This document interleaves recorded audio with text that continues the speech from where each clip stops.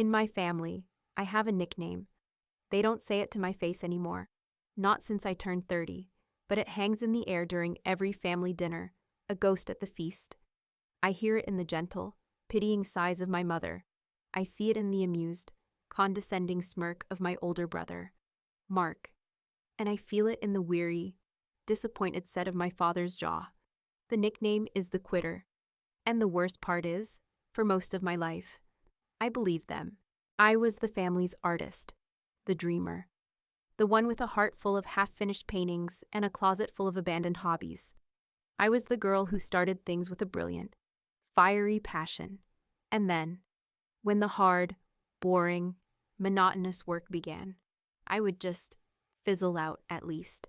That was their story about me. And after a lifetime of hearing it, it had become my story about myself, too. This is a story about a race. But it's not just about the 26.2 miles of pavement. It's about the long, hard, and painful race to outrun the voices in your head. Especially when those voices sound a lot like your own family.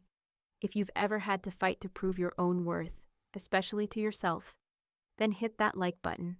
This one is for you. My brother, Mark, was the opposite of a quitter. He was a finisher.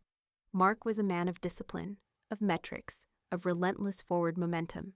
He was a successful investment banker, a CrossFit fanatic, a man who tracked his macros and his stock portfolio with the same obsessive, cold precision. He was the family's golden child, the embodiment of their values, strength, discipline, and above all else, the ability to finish what you start. Our childhoods were a perfect, side-by-side study in this contrast. When we were 10, we both started piano lessons. I loved the music, the creativity, but our teacher was a harsh, critical woman who would rap my knuckles with a ruler when I made a mistake. After 6 months of this, my joy had turned to anxiety, and I told my parents I didn't want to do it anymore. They let me quit. But with a disappointed sigh, "Clara, you can't just give up every time something gets a little hard." Mark, on the other hand, hated the piano. He had no musical talent, but he practiced, with a grim, joyless determination, for 10 years. He never became a good pianist, but he became a finisher, and that was all that mattered. The pattern was set. I went to college and, with a heart full of passion, declared my major in fine arts. I wanted to be a painter. My father sat me down at the end of my freshman year. He had a spreadsheet. He showed me the average income of a fine arts major, the debt-to-earning ratio, the statistical probability of success. It is an unsustainable financial model. "Clara," he had said, his voice calm and rational, "it is a hobby, not a career." So, I switched my major to communications. I quit. Mark, of course, majored in economics and went straight to Wall Street, my most recent and most painful. Failure was the Etsy shop. After years of working in a boring marketing job I hated, I had decided to take a leap. I had a talent for pottery. I opened an online shop called The Clay Jar. I poured my heart and my savings into it, and it was hard. The market was saturated. The sales were slow. After 6 months of relentless, exhausting work with very little to show for it, I was broke and heartbroken. So, I closed the shop, I quit, and that was the state of my life 3 months ago. I was 32 years old. I had just moved back into my old childhood bedroom to save money, and I was, in the eyes of my family, the living embodiment of my own nickname, the quitter, the moment that would change everything, the moment I finally decided to stop running away from a challenge and start running towards one. Happened at a Sunday family dinner. The atmosphere was thick with a gloating, "I told you so" energy that was almost a physical thing. I had just that week officially given up on my artistic dreams and had taken a sensible, boring, and deeply depressing job as an administrative assistant at a local insurance company. My family was thrilled. Their lost lamb had finally returned to the fold of practicality. The conversation, as it often did, turned to Mark's latest triumph. He had just completed a triathlon. It was brutal, he said, a smug, self-satisfied smile on his face as he cut into his steak. A 2.4-mile swim, then a 112-mile bike ride, and then, A full marathon, but it's all about discipline. It's about pushing through the pain. You just decide to do something hard, and then you do it. You don't quit just because it hurts. His eyes flickered over to me as he said the word quit. The jab was not subtle, and in that moment, something inside me, a long dormant, deeply buried spark of rage and defiance, just ignited. I was so tired of being their cautionary tale. I was so tired of his smug, superior, and deeply condescending lectures. And before my brain could even catch up with my mouth, I heard myself say the words, the insane, impulsive, and life-altering words. Fine, I said, my voice quiet but clear, cutting through the comfortable, self-congratulatory hum of the dinner table. I'll run the marathon. The table went completely silent. My father, who had been in the middle of taking a sip of wine, just froze, his glass halfway to his lips. My mother's eyes went wide with a familiar, worried look, and my brother, Mark, just stared at me for a long, silent second, and then he threw his head back and he laughed. It was not a kind laugh. It was a loud, ugly, and deeply, profoundly mocking sound. It was the laugh of a man who had just heard the most ridiculous, most pathetic joke of his life. You, he finally choked out, wiping a tear of mirth from his eye. You are going to run a marathon, Clara. That's 26.2 miles. You get winded walking up the stairs to your bedroom. You've never stuck with a single athletic endeavor in your entire life.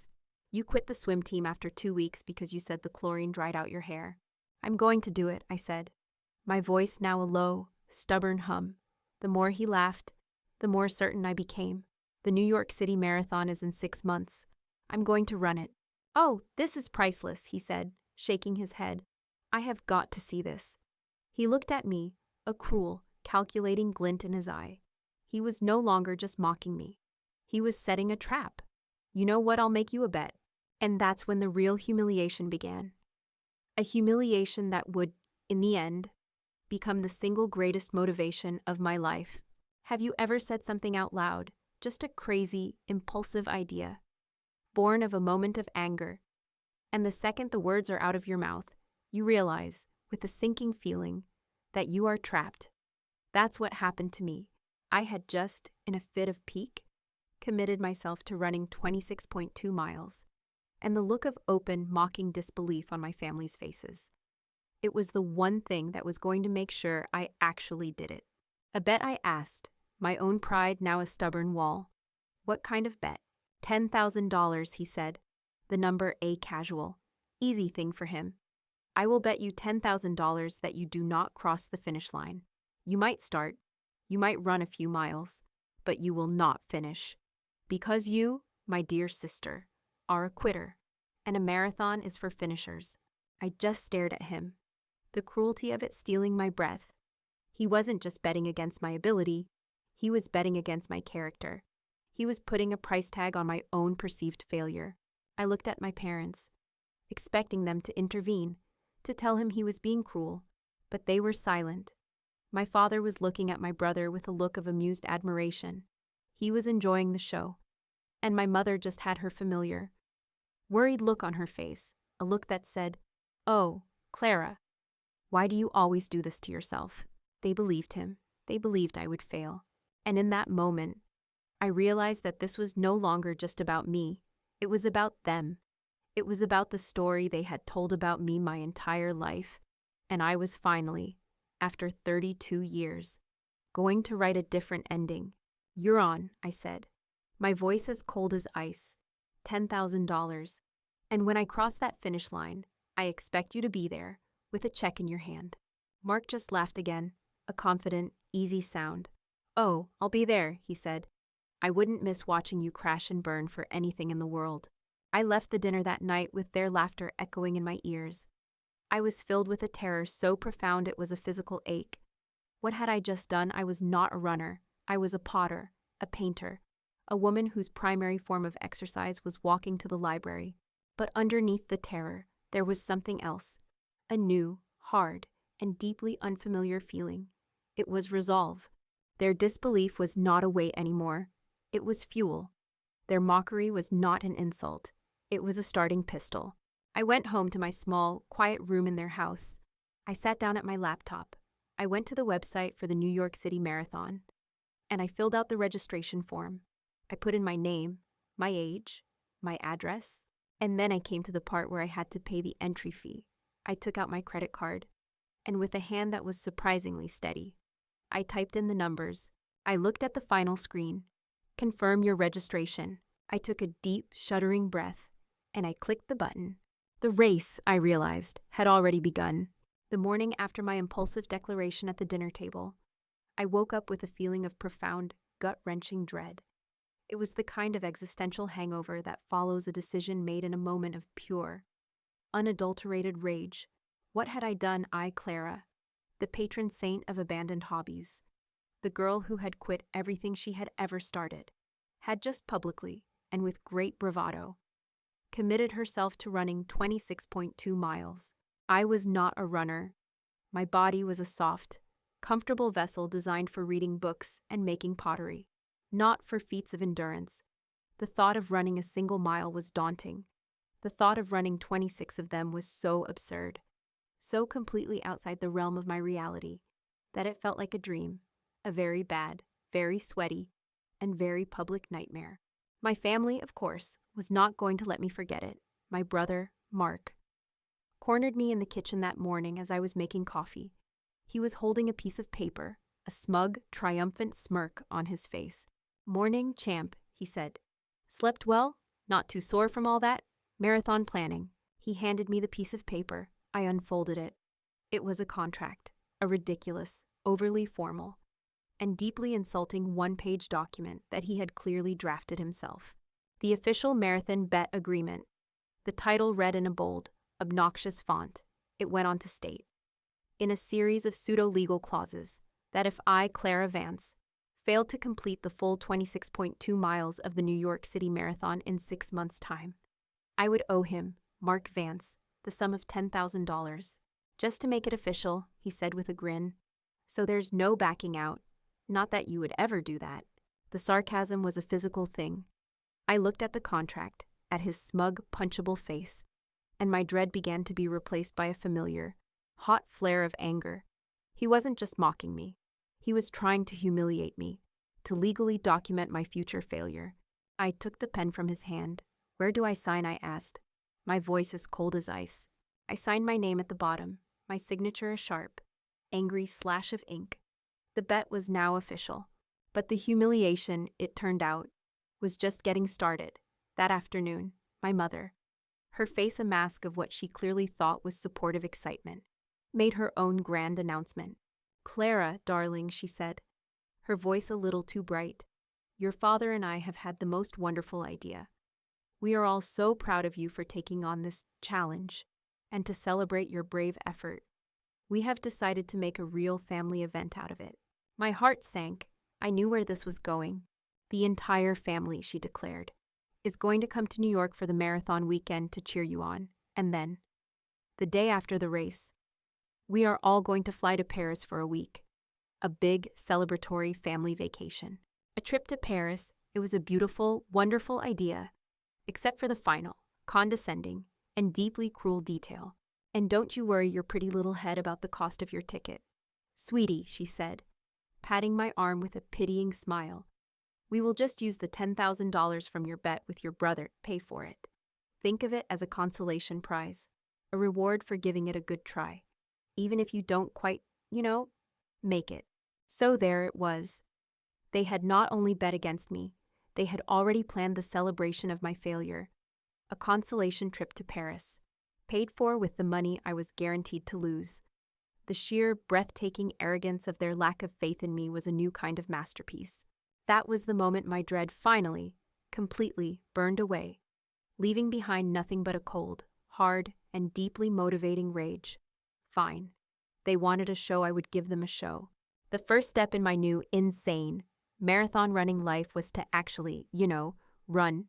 That evening, I put on a new pair of running shoes I had bought, a pair of old shorts, and a t-shirt. I walked to the local park, a beautiful, green space where I usually went to read. I felt self-conscious, a fraud. I did a few half-hearted stretches, and then, with a deep, terrified breath, I began to run. It was a complete and utter disaster. I ran for what felt like an eternity, but which my phone later told me was approximately 4 minutes. My lungs were on fire, a sharp, stabbing pain. A side stitch erupted in my side. My legs felt like they were made of lead. I collapsed onto a park bench, gasping for air, my entire body screaming in protest. A group of elderly women, out for their evening power walk, passed me, their faces full of a gentle, worried concern. I was a pathetic, wheezing mess. I walked home in the twilight, a deep, profound sense of despair settling over me.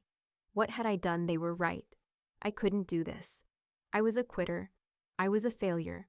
The $10,000 was already as good as gone. I spent the next 2 days in a state of miserable, self-pitying inertia.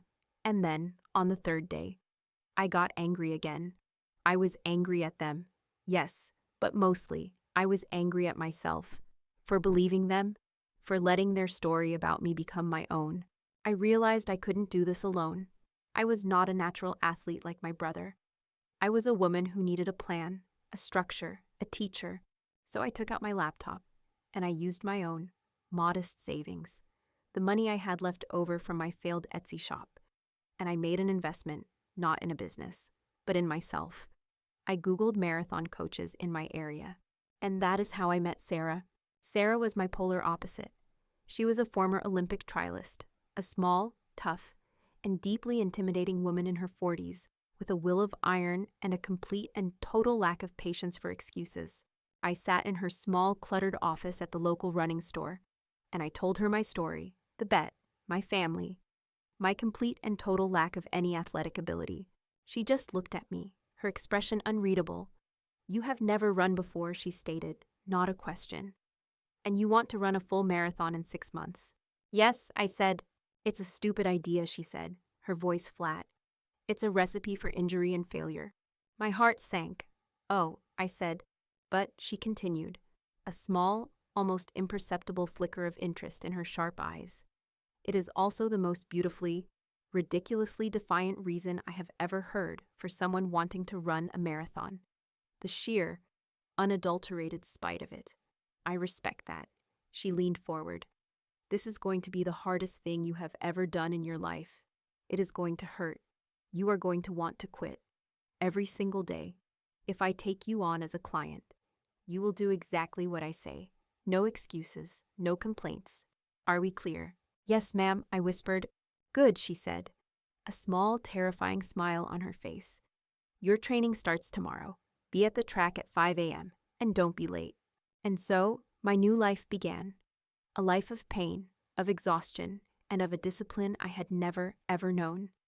It was a life governed by the cruel, early morning scream of my alarm clock. It was a life of 5 a.m. runs in the cold, dark, pre-dawn air. It was a life of long, lonely, agonizing runs on Saturdays that would leave me so sore I could barely walk on Sundays. Sarah was a relentless, but brilliant coach. She gave me a plan. She taught me how to breathe, how to pace myself. She pushed me when I wanted to quit, and she held me back when my own foolish ambition made me want to go too far, too fast. And slowly, painfully, miraculously, something began to change. The first few weeks were pure, unadulterated hell. Every muscle in my body ached. My shins felt like they were on fire, but I didn't quit. The memory of my brother's mocking laughter was a constant, motivating drumbeat in my head. Then, a small victory. I ran my first continuous, full mile without stopping. I almost cried with relief. A month later, I completed my first 5K race. I was slow. I was in the back of the pack. But I finished. I crossed that finish line. And I felt a surge of pride so fierce, so powerful. It was a physical thing. I, Clara the quitter, had just finished something. My family, of course, was still convinced this was just another one of my phases. I was still living at home, and they were the unwilling audience to my transformation. They saw the early mornings. They saw me hobbling around the house after a long run, my legs encased in ice packs. They didn't see it as discipline. They saw it as a strange, unhealthy obsession. "How is your little jog this morning?" Champ Mark would ask me at the dinner table, a sarcastic smirk on his face.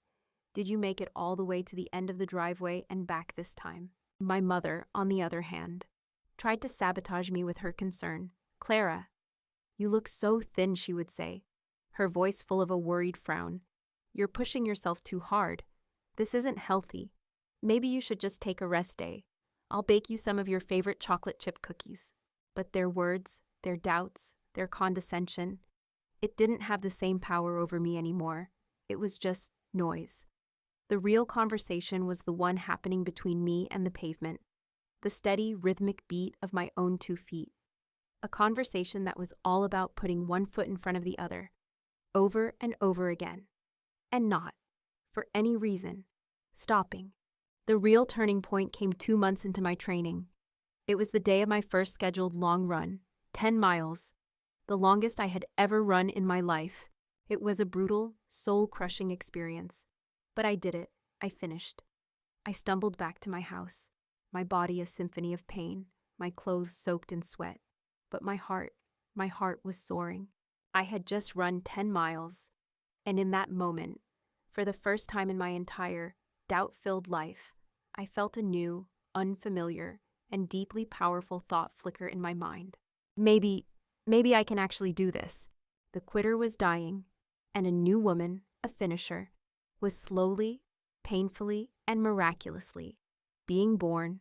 The 2 months that followed my declaration of war at the dinner table were a slow, painful, and deeply transformative education. My life, which had once been a comfortable, if uninspired, landscape of soft edges and unfinished projects, was now a rigid, disciplined, and often brutal military campaign. And my commanding officer was a 5'4" former Olympic trialist named Sarah, who seemed to derive a quiet, zen-like pleasure from my suffering. My new life was governed by the cruel, insistent beep of a 4:30 a.m. alarm. It was a life lived in the dark, in the cold, in the rain, a life of putting on running shoes when my body was screaming for more sleep, of forcing myself out the door into the silent, pre-dawn world. The long runs were a form of therapy. A long, slow, 26.2-mile-long therapy session with myself. As my feet pounded a steady, rhythmic beat on the pavement, the angry, judgmental voices of my family, the ones that had lived in my head for so long, began to grow quieter. They were drowned out by the sound of my own ragged breathing, by the thumping of my own heart, by the simple, undeniable, and deeply empowering reality of my own 2 feet, moving me forward. Every mile I ran was a mile further away from the woman they thought I was. With every step, I was outrunning their definition of me. My body changed. It became harder, leaner, a machine I was learning to understand and respect. But the real transformation was happening on the inside. The discipline of the training began to seep into other areas of my life. I started eating better. I started sleeping better. I even, to my own profound shock, started to clean my room. I was no longer the flighty, unfocused artist. I was becoming an athlete, a finisher.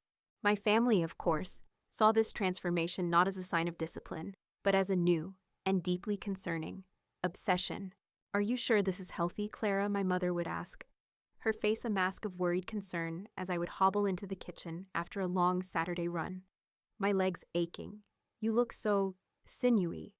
It's not very feminine. My brother, Mark, had moved on from outright mockery to a kind of amused, condescending pity. "Still playing with your little running hobby, champ," he'd say, as he was heading out the door for his CrossFit class. "It's cute. Let me know when you want to try a real workout." They were still waiting for me to quit. Every day, they expected me to wake up and say, "I can't do this anymore." Their entire worldview, their entire narrative of me as the quitter, depended on it, my continued. Stubborn perseverance was a quiet, daily refutation of their deepest held belief about who I was, and it was driving them crazy. The real test, the moment where the old Clara would have absolutely, positively, and without a shadow of a doubt, quit, came 4 weeks before the marathon. It was the day of my longest and most important training run, the dreaded 20-miler. It was the final boss of my training plan, the run that was supposed to prove to me that I was physically and mentally ready for the full 26.2 miles. The first 15 miles were hard, but manageable. I was in a rhythm. I felt strong. And then, at mile 16, it happened. A sharp, searing pain erupted in my left knee. It was not the familiar ache of tired muscles. It was a hot, electric, and deeply wrong kind of pain. I tried to run through it, but with every step, the pain got worse, a spike being driven into my kneecap. By mile 17, I was reduced to a slow, painful, and deeply humiliating limp. The tears of frustration and pain started to fall. It was over after all this. After months of work, my own body had betrayed me. I limped the final 3 miles home, a journey of pure, agonizing defeat. I collapsed onto my bed, my knee already beginning to swell, my heart a cold, dead stone in my chest. It was over. They had won. Mark had won. I was, and had always been, a quitter. I spent the next 2 days in a dark, self-pitying cocoon of ice packs and ibuprofen. The marathon was in 4 weeks. I couldn't even walk without a limp. It was impossible. My family, of course, was triumphant in their concern. "Well, you gave it a good try," Clara, my brother, said. And the smug, satisfied look on his face was the most infuriating thing I had ever seen. No shame in quitting now. The body has its limits. A marathon is for serious athletes, not for, well, you know. He gave me a pitying smile. "Just write me a check for the 10 grand whenever you get a chance. No rush." My mother was even worse. "Oh, you poor thing," she said, her voice dripping with a victorious sympathy. "I knew you were pushing yourself too hard. But look on the bright side. Now you can finally rest. And you can still come to Paris with us. It will be a wonderful consolation prize. I'll book your flight right now." They were already planning my failure party. They were so happy, so relieved. That their version of me, the quitter, the girl who never finished anything, had finally, blessedly, returned. And their smug, absolute certainty that I was done. It was the one thing that made me decide I was not. I called my coach, Sarah, my voice a broken, defeated whisper. I told her what had happened. I told her what the doctor had said: severe patellar tendinitis. No running for at least 3 weeks. "So I guess it's over," I said, the words tasting like ash. There was a long silence on the other end of the line. "Is that what you want, Clara?" she finally asked, her voice quiet and hard as stone. What I stammered, "No, but..." "Then it's not over," she said, her voice now a firm, commanding bark. "You got injured. Runners get injured. It's part of the sport, so you feel sorry for yourself for 1 day. And then you get back to work. I'll see you at the pool tomorrow morning at 6 a.m. We're going to swim, and then we're going to bike.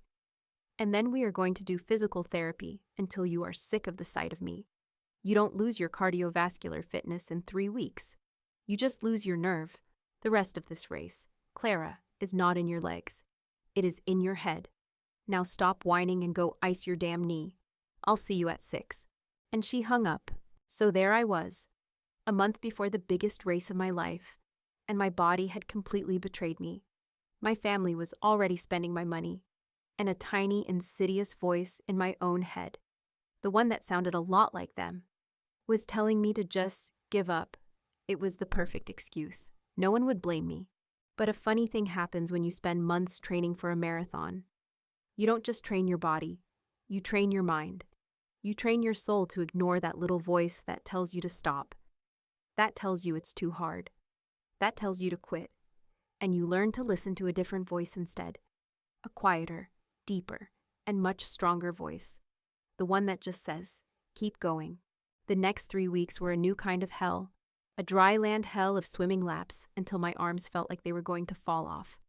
Of spending hours on a stationary bike, going nowhere, my eyes fixed on the gym wall. I did my physical therapy with a religious devotion. I stretched. I strengthened. I iced. I did everything Sarah told me to do. And every single day, I endured the smug, pitying looks of my family, who saw my new routine not as a sign of my determination, but as the last pathetic death throes of my foolish dream. The week of the marathon arrived. My knee was better. The pain was a dull, manageable ache, not a sharp, stabbing fire. The physical therapist had cleared me to run, but I hadn't run more than a single, slow, 5-mile test run in almost a month. I had no idea what would happen on race day. I had no idea if I could do it. I flew to New York with my family. They were in a festive, holiday mood, already talking about the museums and the restaurants they were going to visit in Paris. They treated me with a gentle, kid-glove kindness, the way you treat a sick relative. They were so sure of the outcome. The night before the race, as I was laying out my running gear in my hotel room, my brother knocked on the door. "Hey, champ," he said with a smirk. "Just wanted to wish you luck tomorrow. Try not to hurt yourself again. And hey, no matter what happens, we'll always have Paris, right?" He thought he was being funny. He had no idea he had just given me the single, most powerful piece of motivation I could have ever asked for. I went to bed that night, the city lights of New York glittering outside my window. I was terrified. My body was a question mark. My mind was a battlefield. But my spirit was a cold, hard, and deeply, profoundly determined thing. The quitter was dead. She had died somewhere on a long, lonely training run, or in a cold, sterile physical therapy office. And the woman who was waking up tomorrow to run 26.2 miles. She was a finisher. And she was about to prove it. Not to them, but to herself. The morning of the New York City Marathon was a universe of its own. I stood in the pre-dawn chill of the starting village on Staten Island, a single, anonymous runner in a teeming sea of 50,000 souls. The air was electric with a strange, humming energy, a mixture of nervous excitement, quiet terror, and the collective, unspoken question that was on everyone's mind. Can I actually do this? My family was not there. They were, I knew, still asleep in their warm, comfortable beds at their fancy hotel in Manhattan. Their plan was to have a nice, leisurely brunch and then take a taxi to the finish line in Central Park, around the time they expected me to have already quit. They were not there to support me. They were there to witness my failure. I stood alone in the crowd, stamping my feet to stay warm, and I felt a strange sense of peace. I was not a daughter, not a sister, not Clara the quitter.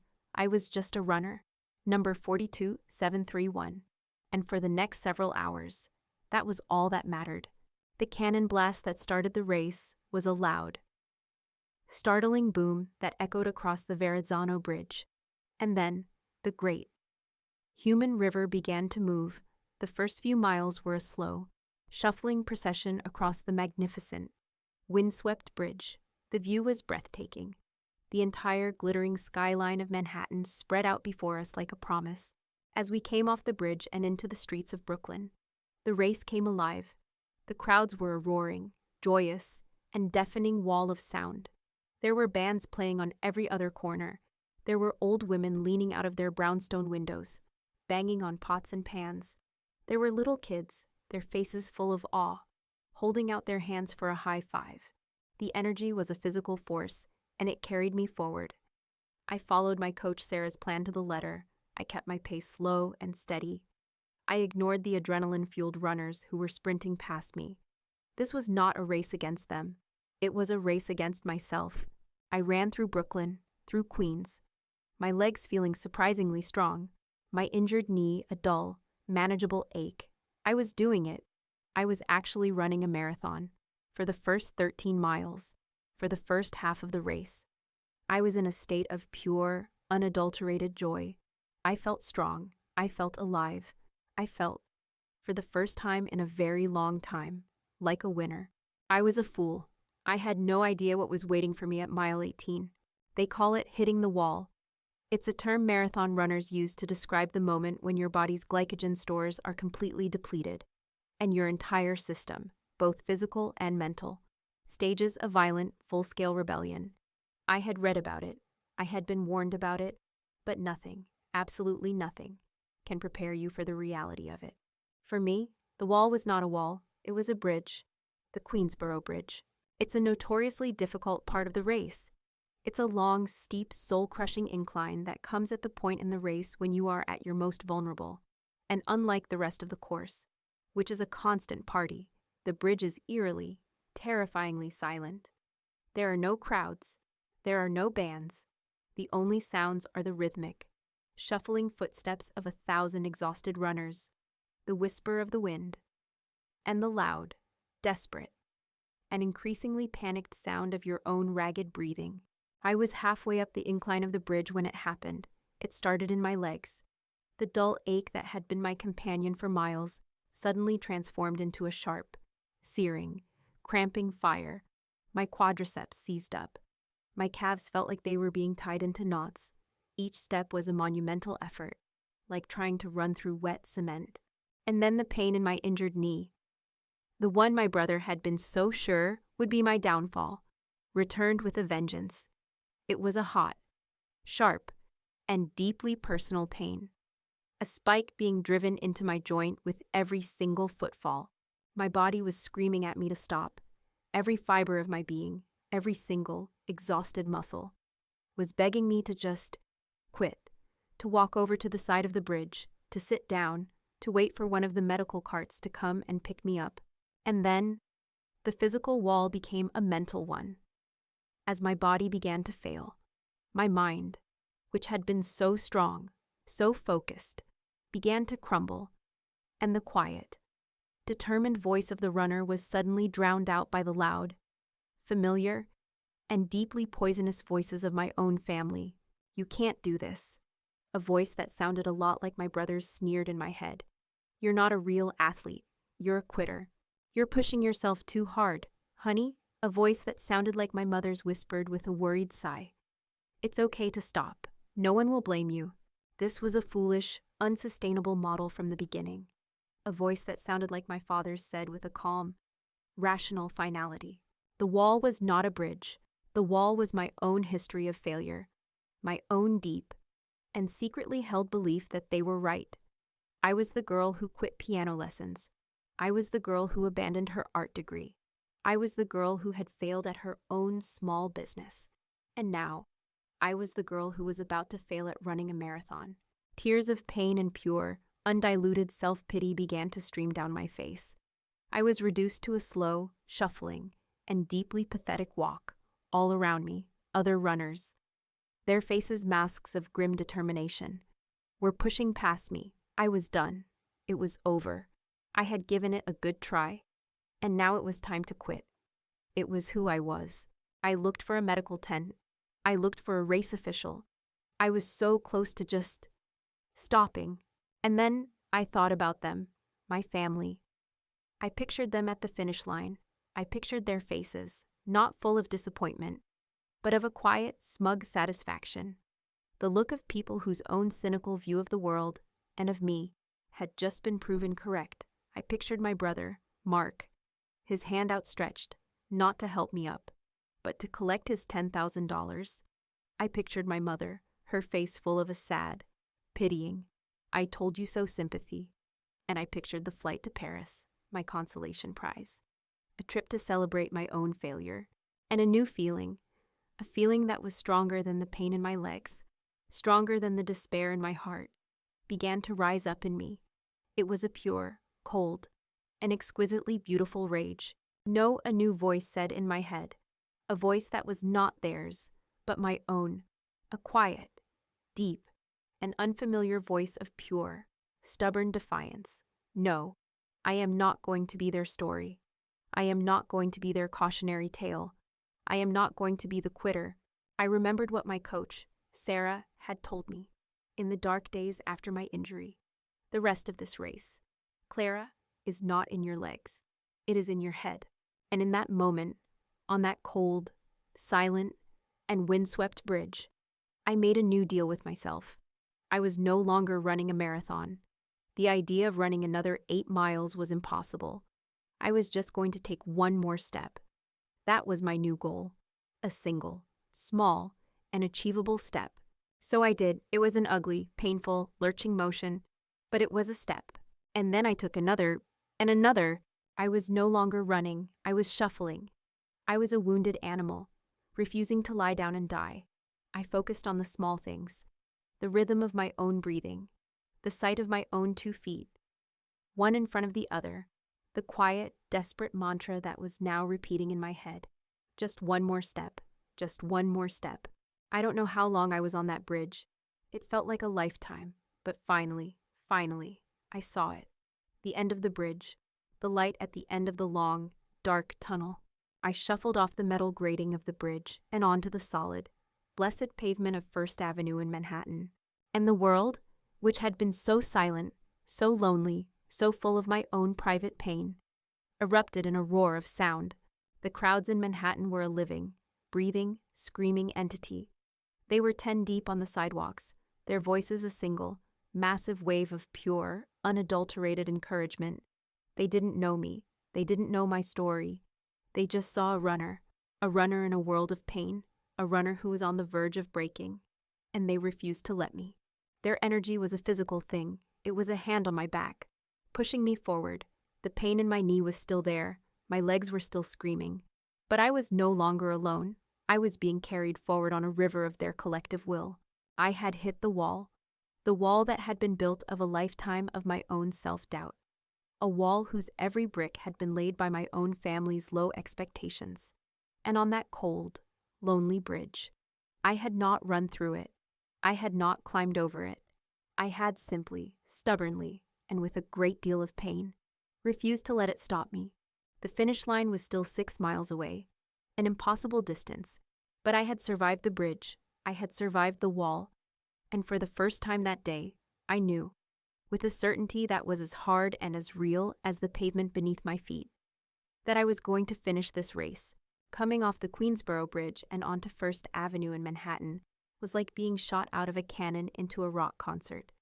The silence and the solitary, internal battle of the bridge was replaced by a roaring, screaming, joyous wall of sound. The crowds were a living, breathing entity, a beast with a million mouths, and they were all shouting my name, or not my name, exactly, but my number. Go, 42731, they'd yell. You got this, you're looking strong. They were lying, of course, I was not looking strong. I was a wreck. My body was a ravaged landscape of depleted muscles and screaming nerve endings. The pain in my knee was a constant. Hot fire, my legs were heavy, unresponsive things that I was no longer running with. But dragging behind me, I had survived the wall. But the battle had left me in ruins. The energy of the Manhattan crowd was a powerful, intoxicating drug.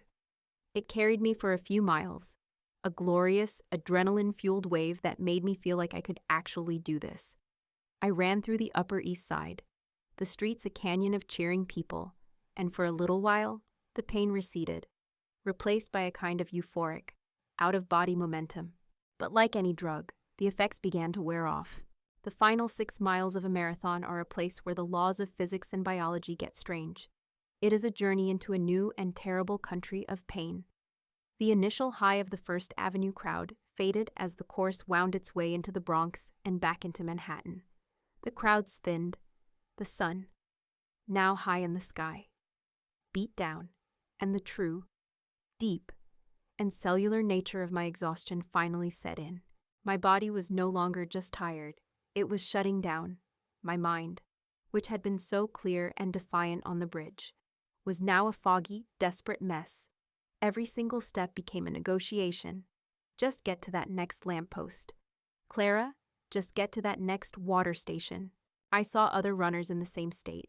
I saw people walking, their faces gray with exhaustion. I saw a man, a big, strong, muscular man, sitting on the curb, his face buried in his hands, openly sobbing. This was the part of the race they don't show you on television. This was the ugly, brutal truth of it. I thought about my family. I thought about the bet. But even that, the anger that had been such a powerful fuel, began to feel distant and unimportant. The race was no longer about them. It was no longer about proving them wrong. It was now a simple, primal battle between my own will and my own body. A battle for every single, agonizing inch of pavement. And then I saw it, the green, leafy entrance to Central Park, the final stage, the last 2 miles, the promised land. Entering the park should have been a relief, but it was a new kind of torture, the gentle, rolling hills of the park, which would have been a pleasant stroll on any other day, now felt like mountains. Every small incline was a monumental effort, a fresh assault on my screaming quadriceps. The crowds were back, thicker now, lining the winding park roads. They were shouting, they were cheering. but their voices sounded distant, like they were coming from underwater. I was in my own private world of pain. I was shuffling, my running form completely gone. My arms held at a strange, stiff angle. I was a zombie, lurching my way towards the finish line. The final mile. The signs began to appear, counting down the distance. 800 meters to go. 400 meters to go. I could hear the roar of the finish line now. A constant, massive sound, like the ocean. I made the final turn, and there it was, the finish line. A beautiful, impossible, magical structure. A gateway to another world. A world where the pain would stop. The final stretch was a blur of noise and color, and a pain so intense it was a white light in my brain. And in the middle of that blur, my eyes found them. My family. They were standing right by the barrier, about 50 yards from the finish line. Just as they had promised, they had a clear, unobstructed view. And the looks on their faces. Oh, the looks on their faces were the single greatest prize I could have ever asked for. They were not looking at me with pride. They were not looking at me with excitement. They were not even looking at me with the smug, pitying sympathy I had expected. They were looking at me with pure, unadulterated, slack-jawed, and completely, utterly dumbfounded shock. It was the look of three people who had just seen a pig fly. The look of three people who had just witnessed a fundamental law of their own universe be completely and irrevocably shattered. The quitter, their quitter, the girl who never finished anything, was about to finish. I saw my father, his arms crossed, his mouth slightly agape, his confident, judgmental expression completely gone, replaced by a look of pure, baffled disbelief. I saw my mother, her hand covering her mouth, her eyes wide with a horror that was almost comical. And I saw my brother, Mark, the architect of this entire, painful, and beautiful day. His confident, mocking smirk, the one that had haunted me for my entire life, was gone. His face was a blank, stunned, an almost childish mask of utter bewilderment. He looked like a man who had just bet his entire fortune on a horse, only to watch it get struck by lightning a few feet from the finish line. They didn't believe it, even now, with me just a few yards away, shuffling, crying, a broken but moving wreck. They could not believe that I was actually going to do it. And seeing their faces, seeing their shock, seeing the complete and total demolition of their lifelong narrative about me, gave me the final surge of strength I needed. I did not smile at them. I did not wave. I just looked them in the eye, one by one. And then I turned my own eyes back to the finish line. The last few steps were a slow-motion dream. I could hear the announcer calling out the names of the runners as they finished. I could hear the roar of the crowd. I could see the official clock, ticking away the seconds. I raised my arms, a gesture of pure, primal, exhausted triumph. And then I was across. My timing chip beeped as it crossed the mat. I stopped running. And the pain I had been holding at bay for the last 6 miles. The pain from my knee, from my legs, from every single, screaming cell in my body, came crashing in on me in a single, massive, and overwhelming wave. My legs buckled. I collapsed into the arms of a race volunteer, a kind-faced woman who wrapped a mylar blanket around my shaking shoulders and said, "You did it. You're a marathoner." And I began to sob, not with pain, not with sadness, but with a relief so profound, so absolute. It felt like grief, the grief for the woman I had been, the quitter, the failure, the girl who had always believed their story. She was gone. She had died somewhere on that course. She had died on that cold, lonely bridge. And the woman who was left, this new woman, wrapped in a silver blanket, a heavy, beautiful medal now hanging around her neck, was someone new, someone I was just beginning to meet. I had done it. I had won the bet. I had finished the race, and I had, finally, after a lifetime of running away, crossed the finish line of my own life. And I had done it all by myself. The finisher's chute of the New York City Marathon is a special kind of beautiful, chaotic purgatory. It's a walking wounded parade of humanity at its most raw, its most exhausted, and its most triumphant. I shuffled through it in a daze, a volunteer's arm around my shoulder, my own body a complete and total wreck. My legs were no longer functioning as legs. They were just two abstract concepts of pain that I was somehow, miraculously, still attached to. They hung the heavy, beautiful finisher's medal around my neck, and the weight of it was a solid, glorious, and undeniable fact. I had done it. I was a marathoner. They wrapped me in a silver mylar blanket, which made me feel like a triumphant, if slightly dilapidated, baked potato. I was handed a bottle of water, a banana, and a bagel. And then I was herded along with the other shuffling, silver-wrapped zombies towards the family reunion area in Central Park. And there, waiting for me, just beyond the barrier, was my family. They looked lost. Their faces were a strange, uncomfortable mixture of shock, confusion, and a new, deeply awkward respect. The smug, confident smirks were gone. Their narrative, their lifelong story about me, had just been publicly, spectacularly, and with a finishing time of 5 hours and 27 minutes, proven to be a complete and utter lie, and they had no idea what to say. My father was the first to speak, his voice a little too loud, a little too hearty. "Well, Clara, you did it, by God. You actually did it? We are very surprised." "Proud," my mother quickly corrected him, giving him a sharp look. "We are very, very proud." But the word sounded strange and foreign in her mouth. My brother, Mark, was just staring at me, at the medal hanging around my neck, at the exhausted, broken, but undeniably finished state of me. His face was a mask of pure, unadulterated, and deeply satisfying bafflement. He was holding an envelope in his hand. "Well," he said, his voice a flat, defeated sound. "A bet's a bet." He held the envelope out to me. Inside, I knew, was a check for $10,000. But it was my mother who, in her usual clueless way, immediately tried to reclaim the narrative, to absorb my victory into their own plans. "Wonderful," she chirped, her voice full of a bright, false cheerfulness. "Now we have your ticket money for Paris. Our flight is on Tuesday morning. We've booked a wonderful hotel in Saint-Germain. It will be the most fantastic family celebration." She was already planning my victory party, a party where they, of course, would be the guests of honor. They were already reframing this as a family triumph, a story they could tell their friends. Our Clara, the marathon runner. We were so proud. We just had to take her to Paris to celebrate. I looked at them, at their eager, expectant faces. They had learned nothing. They still thought this was about them. And I knew, in that moment, what I had to do. The old Clara, the quitter, the girl who craved their approval, would have just gone along with it, happy for the scraps of their attention. But that Clara had died somewhere on the Queensboro Bridge. And the woman who was standing here now, a finisher, a marathoner, a woman who had just spent 5.5 hours at war with her own body and her own mind and had won.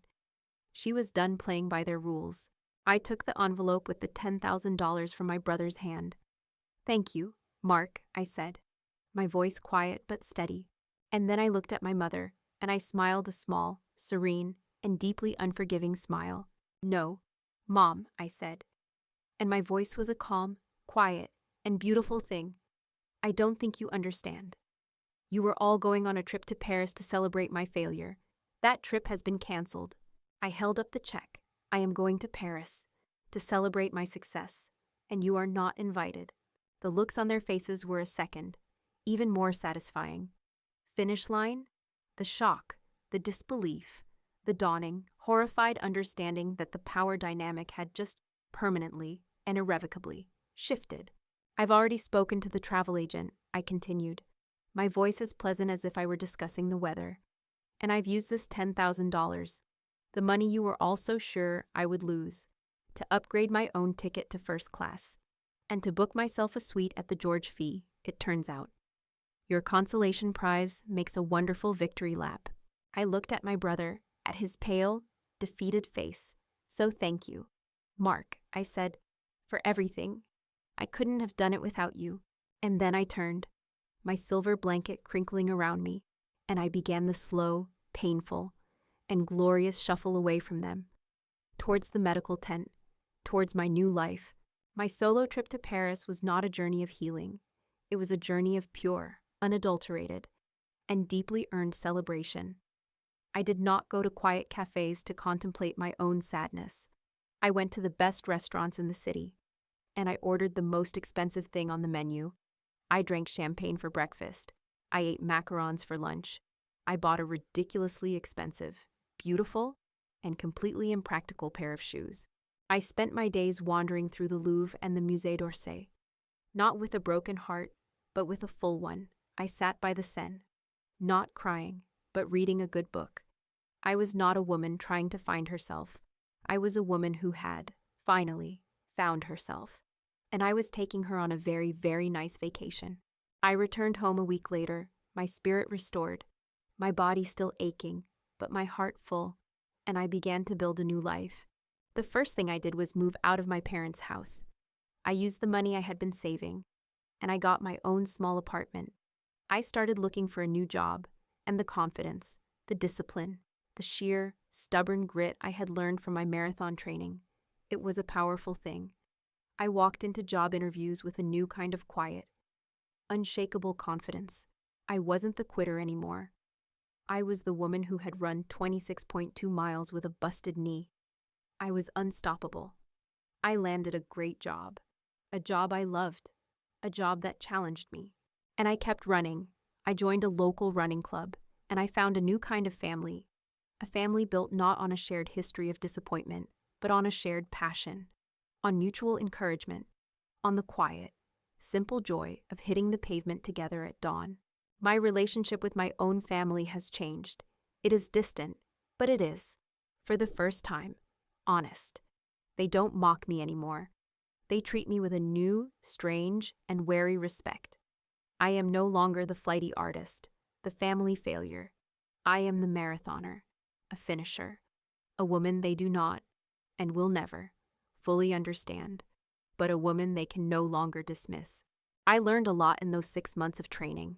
I learned about hydration and nutrition and the importance of good running shoes. But the most important lesson I learned was this. The real race was not against the 26.2 miles. The real race was not even against my family, or their bet, or their low expectations. The real victory was not at the finish line. The real victory was on that cold, lonely bridge at mile 18, when my body had quit, when every single part of me was screaming to stop. The real victory was in that one, small, quiet moment when I decided to ignore those voices and to listen to my own instead, the one that just said, "Keep going." That is the race we are all running, in one way or another. So I'll leave you with this. Thank you for listening to my story. If there is a voice in your head, a voice that might even sound like your own family, that is telling you that you can't do something, that you're not strong enough, that you're a quitter, here is my advice. Find a finish line. It doesn't have to be a marathon. It can be anything, a small project, a big dream, and then just start, one small, painful, and beautiful step at a time. Hit that subscribe button if you believe in the profound, life-altering power of outrunning your own doubts. And remember, you are the only one who gets to decide where your finish line is, and you are the only one who can decide to cross it.